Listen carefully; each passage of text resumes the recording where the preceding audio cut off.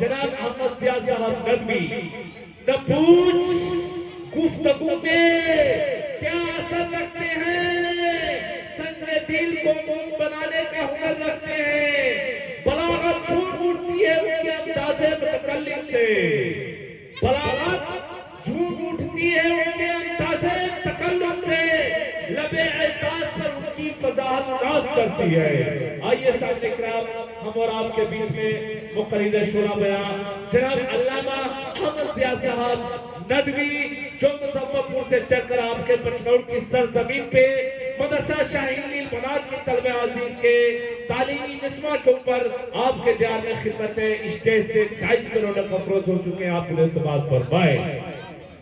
الحمدللہ رب العالمین والصلاة والسلام على سید المرسلین وعلى آلہ واصحابہ اجمعین، اما بعد۔ قال اللہ تبارک وتعالی اعوذ باللہ من الشیطان الرجیم، بسم اللہ الرحمن الرحیم، اقرأ باسم ربک الذی خلق، وقال النبی صلی اللہ علیہ وسلم خیرکم من تعلم القرآن وعلمہ، او کما قال النبی صلی اللہ علیہ وسلم۔ صلی اللہ علیہ وسلم۔ اسٹیج پر جلوہ فروز علماء کرام اور حاضرین کرام، خصوصی طور پر مہمان خصوصی کے طور پر آئے ہوئے ممبر اسمبلی کے جناب سنجے کمار گپتا جی اور تمام حاضرین، آج کا یہ جلسہ، آج کا یہ پروگرام جس کے عنوان سے آپ واقف ہیں، تعلیم نسواں کے عنوان سے آج کا یہ جلسہ منعقد کیا گیا ہے۔ آپ دیکھیں، تاریخ اسلامی کو اٹھا کر دیکھیں تو آپ کو اس کا احساس ہوگا کہ اسلام کی ابتدا تعلیم سے ہوئی۔ پہلی وحی جو اللہ کے رسول صلی اللہ علیہ وسلم پر نازل ہوئی، یہ تعلیم سے متعلق تھی۔ اور آپ یہاں دیکھیں، علماء حضرات بیٹھے ہیں، پڑھے لکھے لوگ بیٹھے ہیں، یہاں پر لفظ اقرا رکھا گیا ہے۔ اس کے بعد مفعول جو ہے آبجیکٹ نہیں بتایا گیا کہ کیا کیا پڑھنا ہے، صرف یہ کہا گیا کہ آپ پڑھیے، اور آبجیکٹ میں دنیا کے سارے علوم آئیں گے۔ صرف کہا گیا کہ آپ پڑھیے، سبجیکٹ بتایا گیا کہ آپ پڑھیے، لیکن آبجیکٹ نہیں رکھا گیا کہ کیا کیا پڑھنا ہے۔ اس سے یہ بات معلوم ہوئی کہ دنیا کے سارے علوم کو پڑھنا ضروری ہے۔ اور رسول پاک صلی اللہ علیہ وسلم نے جو حدیث بیان فرمایا آپ صلی اللہ علیہ وسلم نے کہ تم میں سب سے اچھا آدمی وہ ہے جو قرآن خود سیکھے اور دوسروں کو سکھائے۔ تو اس سے ایک فضیلت یہ معلوم ہوئی کہ قرآن کا سیکھنا اور سکھانا یہ فضیلت والا علم ہے، اور دنیا کے اندر اور ہندوستان کے اندر، دنیا میں ہر جگہ جو مقام ٹیچر کو حاصل ہے، جو مقام معلم کو حاصل ہے، وہ کسی اور کو حاصل نہیں ہے۔ خود رسول پاک صلی اللہ علیہ وسلم نے جہاں اپنی تعریف کرائی ہے کہ میں کیا ہوں، رسول ہیں، نبی ہیں، پیغمبر ہیں، یہ ساری چیز ہیں آپ، لیکن ایک خاص تعریف جو آپ نے خود اپنی کی ہے، کہا کہ میں معلم ہوں، میں معلم ہوں۔ معلم کے معنی ٹیچر ہوں، میں استاد ہوں۔ تو رسول پاک صلی اللہ علیہ وسلم کی حیثیت خود ایک استاد کی ہے، جنہوں نے زندگی کے تمام نشیب و فراز، زندگی گزارنے کا سارا طریقہ اللہ کے رسول صلی اللہ علیہ وسلم نے ہمیں اور آپ کو سکھایا۔ بہرکیف یہ چونکہ موضوع ہے تعلیم نسواں، تو قابل مبارکباد ہے حافظ ظفر صاحب، جنہوں نے اس علاقے کے اندر جو یقیناً پسماندہ علاقہ ہے، شہر سے کافی دور ہے، ایسے علاقے میں انہوں نے لڑکیوں کی تعلیم کے لیے سوچا۔ یہ ان کی سوچ اور فکر کی بلندی کی بات ہے، اور قوم کے تئیں احساس کی بات ہے کہ ابھی کس چیز کی زیادہ ضرورت ہے۔ وہ آدمی اچھا سمجھا جاتا ہے، پڑھا لکھا، اور اس کو آپ اہل فکر میں شمار کر سکتے ہیں، جس کو یہ احساس ہو جائے کہ ابھی کون سا کام کرنا ہے، ابھی سب سے اچھا کام کون سا ہوگا جو ہم کر سکتے ہیں، جس سے قوم کا بھلا ہو، ملک کا بھلا ہو، سماج کا بھلا ہو، ہر آدمی کا بھلا ہو۔ تو انہوں نے ایک فکر لی اور سوچا کہ سب سے اچھا یہ کام ہو سکتا ہے کہ لڑکیوں کی تعلیم کا بندوبست کیا جائے۔ تو یہ ایک فکر ایسی ہے جو یقیناً قابل مبارکباد فکر ہے۔ ابھی آپ نے دیکھا کہ حکومت بہار میں کافی دنوں سے یہ چیزیں چل رہی ہیں کہ باضابطہ اسکولوں کے اندر ہاسٹل بنایا جا رہا ہے، اور ہاسٹل بنا کر وہاں لڑکیوں کی تعلیم کا بندوبست، رہنے سہنے کا بندوبست، کھانے پینے کا بندوبست کیا جائے۔ یہ کیا ہے؟ یہ ایک فکر کی علامت ہے۔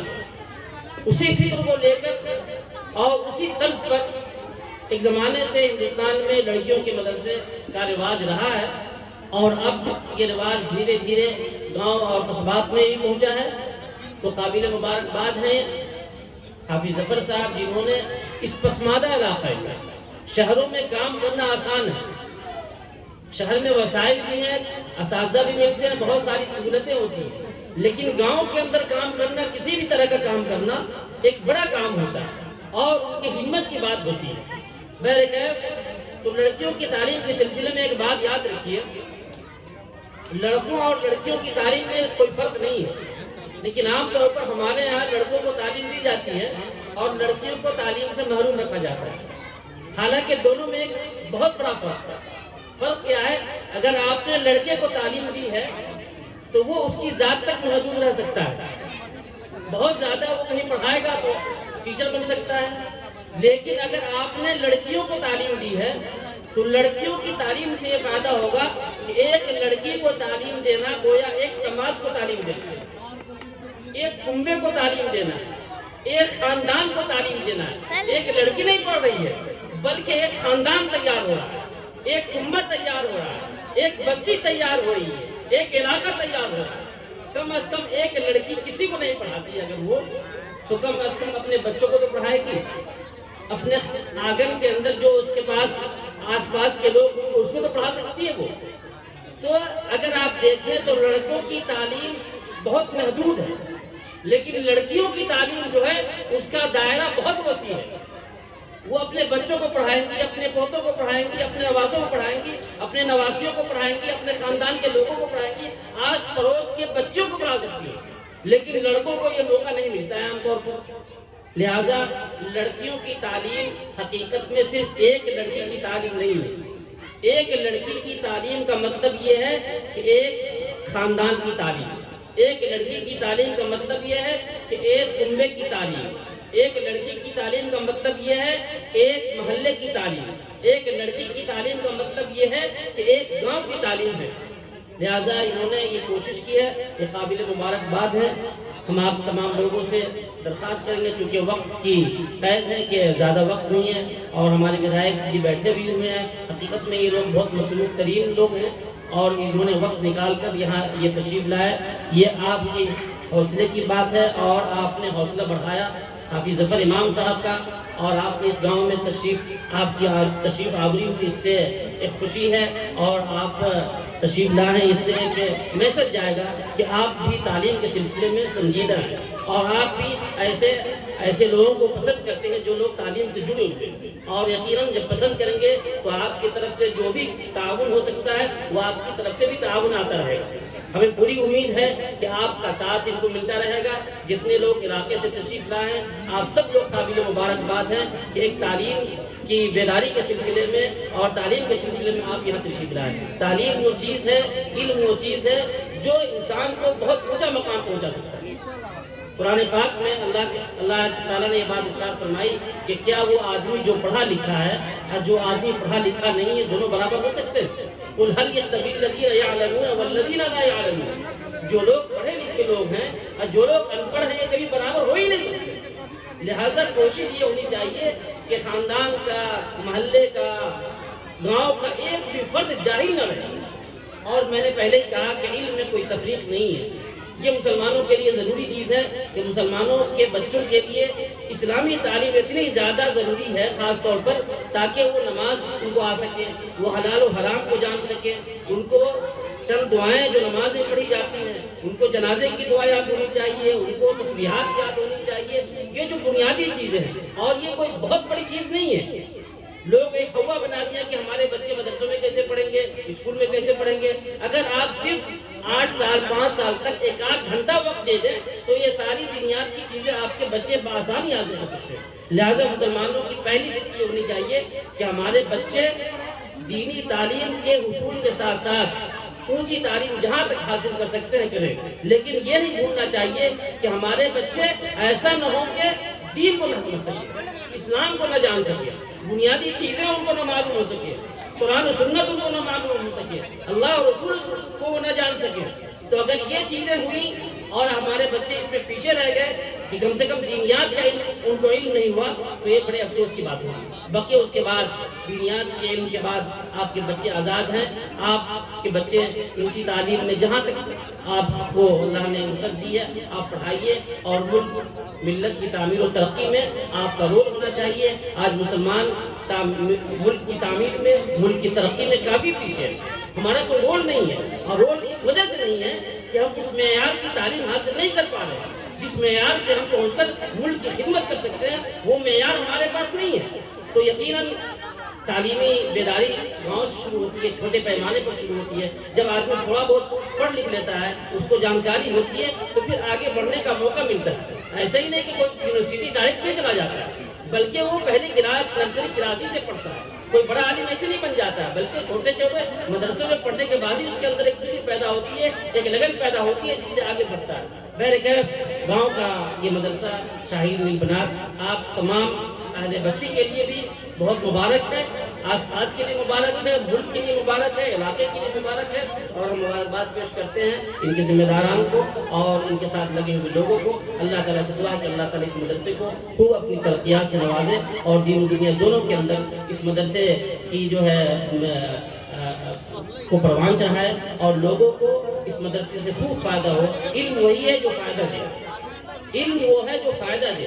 اگر فائدہ نہیں دے رہا ہے، آج کیا ایک بات کہہ کے میں آپ کو اپنی بات ختم کر دوں، آج علم سے فائدہ نہیں مل رہا ہے، آج علم سے نقصان ہے۔